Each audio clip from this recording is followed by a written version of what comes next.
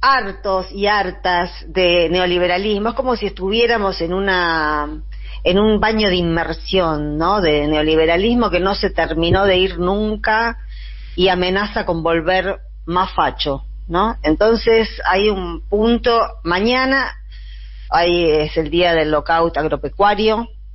Basta de decirles el campo, ahora que estamos ahora voy a seguir un poquito con el tema del lenguaje de ayer, pero entre otras cosas, basta de decirles el campo, se ha filtrado, se ha impuesto y entramos como por un tubo, ¿no?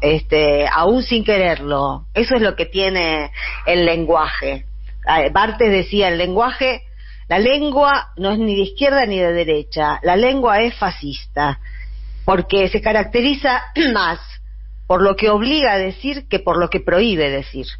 Es decir, hablamos en esta lengua, que es la nuestra, el castellano, pero muchas veces decimos cosas que no queremos decir, porque la lengua habla por sí sola. Es lo mismo que cuando se habla de trabajar en negro y trabajar en blanco. Ahí hay una connotación negativa de lo negro y hay una connotación positiva de lo blanco.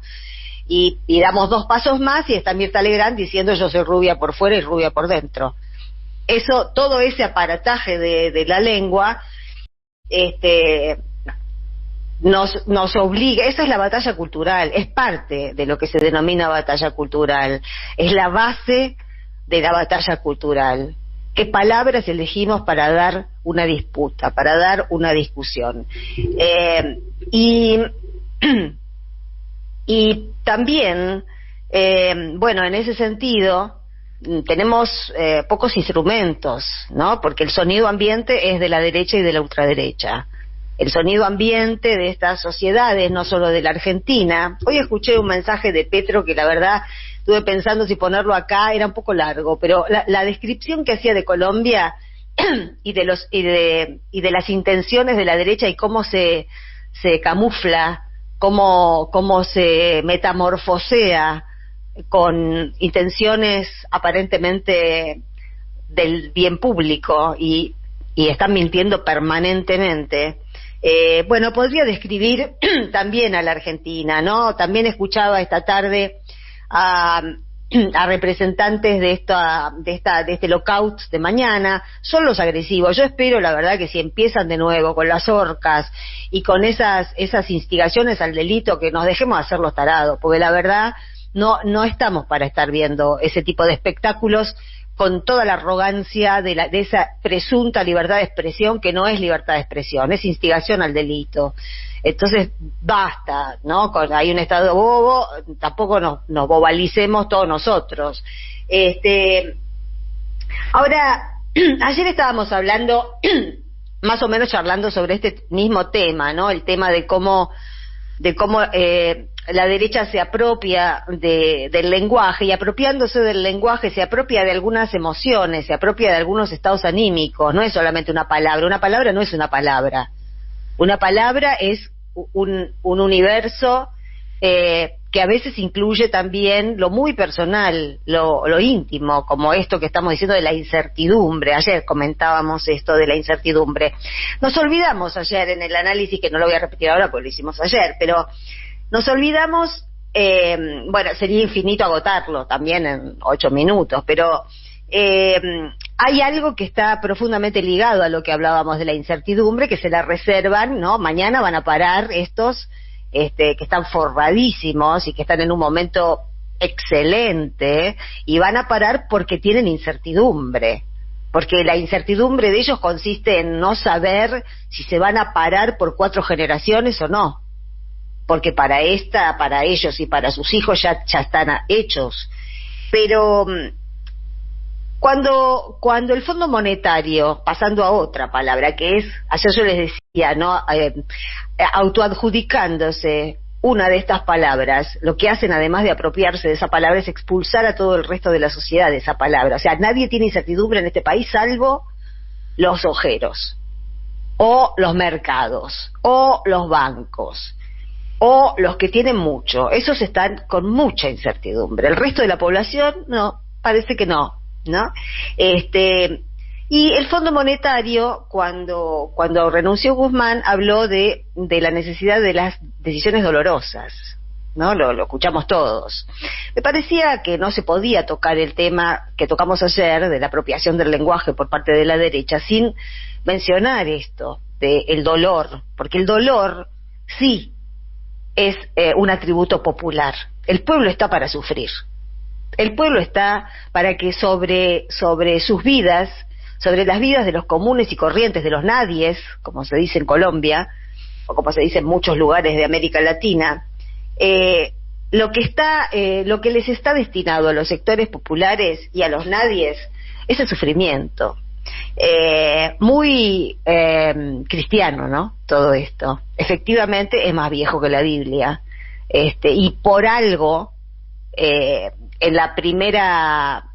el primer movimiento para recuperar la región de las diversas formas de populismo que existieron en la década pasada, en la década ganada, la derecha recurrió en muchos lugares, acá también, pero con menos intensidad. En Brasil fue decisivo a los neoevangélicos, a los neopentecostales, que no tienen nada que ver con los evangélicos históricos, pero estas nuevas iglesias, muchas de ellas financiadas por la CIA, muchas de ellas financiadas por fundaciones de republicanos ultraderechistas norteamericanas, hicieron su arribo a esta región precisamente para no dejar ningún rastro de todo lo que nosotros comentamos aquí los martes con Eduardo de la Serna, de esa otra corriente de la Iglesia Católica que fue tan poderosa en las décadas pasadas y que se situó y se ubicó al lado de los pueblos que querían la liberación, la teología de la liberación. Estos neopentecostales, neoevangélicos, bueno, hay un movimiento parecido a lo que pasó con estos grupos neoevangélicos o neopentecostales y lo que está haciendo el Ministerio de Educación en la ciudad de Buenos Aires, ¿no? Es como eliminar un factor que puede instruir a la gente común y corriente, a los nadies, en las injusticias que caen sobre ellos, ¿no? La idea del sufrimiento como bancarlo porque después habrá una vida mejor. Es lo contrario del peronismo, que lo que propone es hacer la vida mejor hoy, para los que están vivos hoy, mejorar un poco cada día la vida de los que están hoy. También era la filosofía de Milagro Sala con la Tupac Amaru, de concretar cosas que aligeren y que hagan más llevadera, mejor vivida la vida de los humildes. Todos recordamos, y digo es más viejo que la Biblia, porque la impunidad que les dan los medios concentrados hace que lo digan como si se les acabara de ocurrir, como si esta fuera una nueva etapa del Fondo Monetario, por ejemplo. Entonces Cristalina dice, Georgieva dice, detesto cuando a las mujeres se nos nombra por el nombre de pila solamente, como si fuéramos amigas de todos, ¿no? María Julia, Adelina, María Eugenia, Cristalina dice, Georgieva dice, ven como la lengua habla sola. Cristalina dice, Georgieva dice, hacen falta decisiones dolorosas. Y a mí me viene a la mente, no puedo evitarlo, porque en 678 lo pasamos, no sé, 30.000 veces, más o menos el video de cuando Bullrich era joven y era ministra de Trabajo de la Alianza.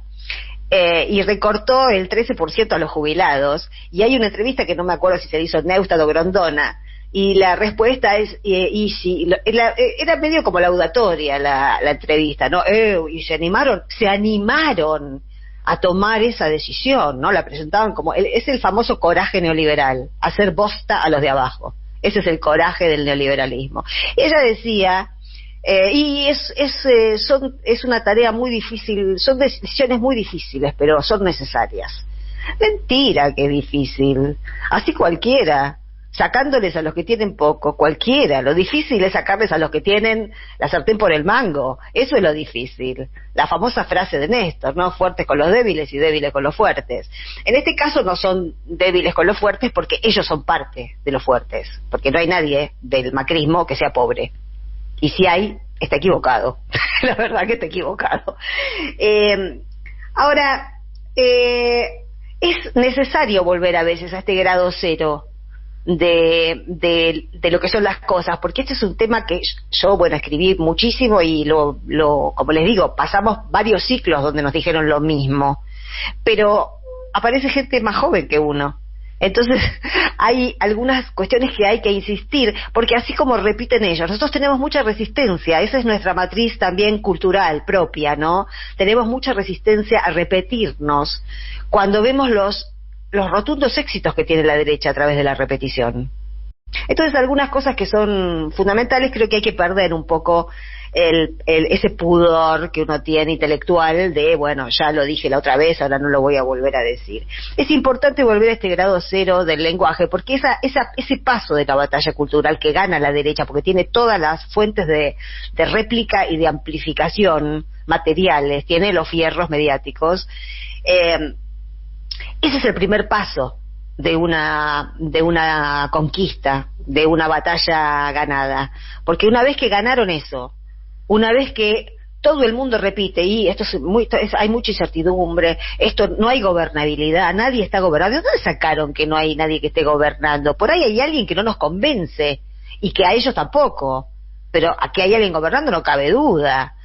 Que si usa la lapicera o no usa la lapicera para lo que nosotros querríamos o para lo que ellos querrían es otro tema, pero que hay alguien gobernando no cabe duda. Y sin embargo, es imparable la máquina del sentido común, es imparable. En realidad, yo creo que estamos en un momento muy jodido, siempre esto lo decimos también, muy jodido, porque ojalá pudiéramos defender este gobierno como nuestro y como representados. Y en estos días estamos viendo que eso no termina de pasar. No termina de pasar porque no escuchamos lo que querríamos escuchar. Parece que el gobierno nacional no termina de bajarle la ficha de cuál es la comunicación y cuál es el interlocutor necesario. No termina de cuajar. No sé el motivo, no sé si es a propósito o si es ineficacia, pero nosotros estamos defendiendo la democracia y estamos defendiendo también a este gobierno, porque una cosa es que no nos guste y otra cosa es que permanezcamos indiferentes si intentan derrocarlo como está sucediendo. Pero por eso es difícil remontarlo, porque no se nos juega nada fuertemente emocional en este momento. Y sin embargo tendríamos que jugar una carta fuertemente emocional, que es la de la esperanza. Y esto lo vengo desarrollando lentamente, pero voy insistiendo sobre este tema. No hay que instalarse en la queja. Hay que marcar lo que uno quiera marcar, por supuesto, pero no veo mucha gente instalada en el enojo, en la queja, en la quisquillosidad, en la puteada, en ese clima que nos hace mal a nosotros, nos hace mal con perspectiva de que esto cambie para mejor. No será en este gobierno, apostemos a otro gobierno. Cuando Cristina, y esto es lo que yo ayer mencionaba, que quería desarrollar mínimamente, después en otro momento la seguimos, porque es una idea en desarrollo justamente. La escuché 2 veces o 3 veces a Cristina decir, nos tenemos que autoconvocar.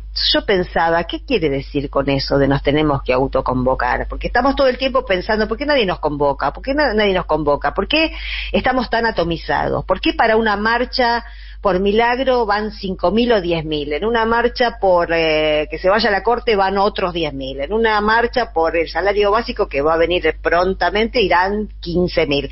Pero nunca juntamos medio millón. No hay una amalgama. Este desencanto que no nos debe ganar. No nos debe ganar, porque el hoy no está petrificado. Todo es dinámico. Y falta 1 año y pico de gobierno. Bueno, eso hay que bancarlo, porque no se juega este gobierno, no es Alberto Fernández, es el sistema democrático, es la posibilidad de que haya algún otro o alguna otra candidata en el 23 que nos satisfaga. Eso es irrenunciable. Entonces hay un momento donde hay que ser un poco más racional y no dejarse llevar por el sonido ambiente, porque hay muchos compañeros y compañeras que no se mueven de la queja. Entonces, ante esta situación compleja, emocionalmente compleja, porque nos afecta directamente, No se juegan acá ideas, acá estamos demostrando, estamos experimentando, que cuando uno habla de ideas no está hablando de lo intelectual, está hablando de lo estomacal. En las ideas políticas en las que nosotros creemos, se juega lo estomacal, no lo intelectual, que parece elucubración. Esto es intestino grueso, esto es víscera. Entonces, yo creo sinceramente, justo uso esa palabra, que una manera de empezar esta autoconvocatoria es: Cristina nunca fue candidata por motu propio, nunca, en ninguno de los cargos que ocupó, nunca se le ocurrió a ella, y es mejor que yo sea la candidata, siempre la tuvieron que convencer. Empecemos el clamor,